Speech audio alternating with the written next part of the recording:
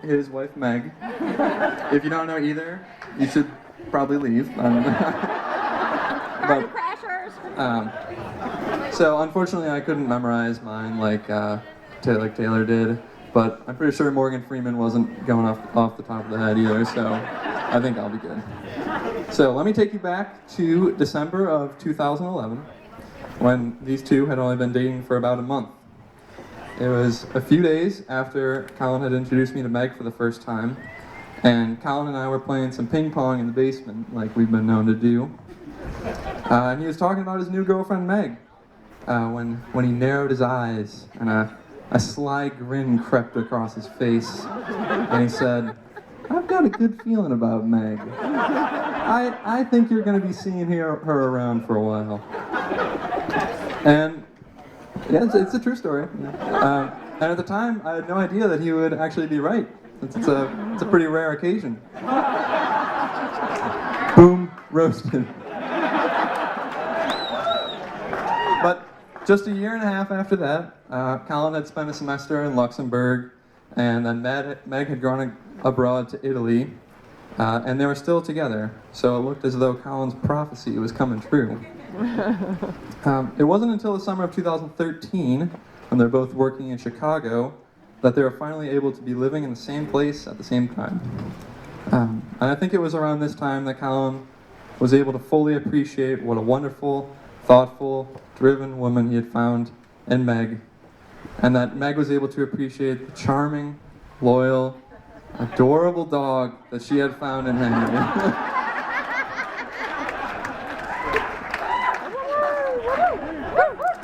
I must confess that at first I wasn't the biggest fan of Henry, but he's grown on me quite a bit, and now we're best buds. So I guess the old saying is true that a dog is a best man's friend.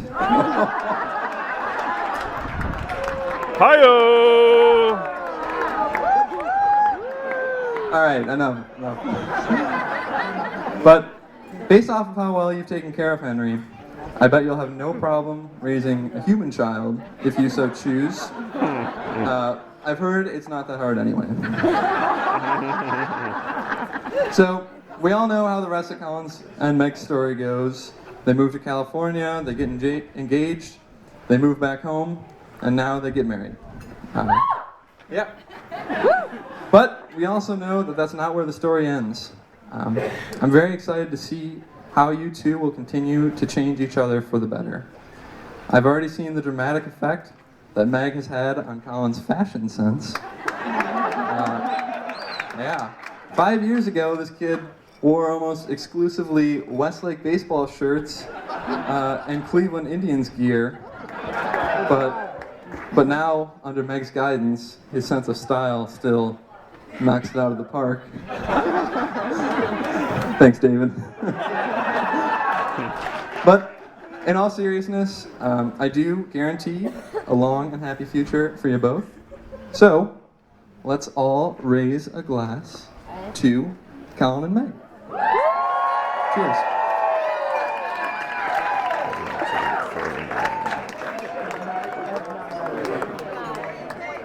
Thank you.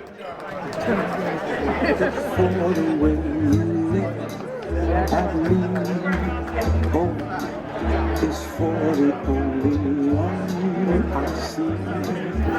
V is very, very extraordinary.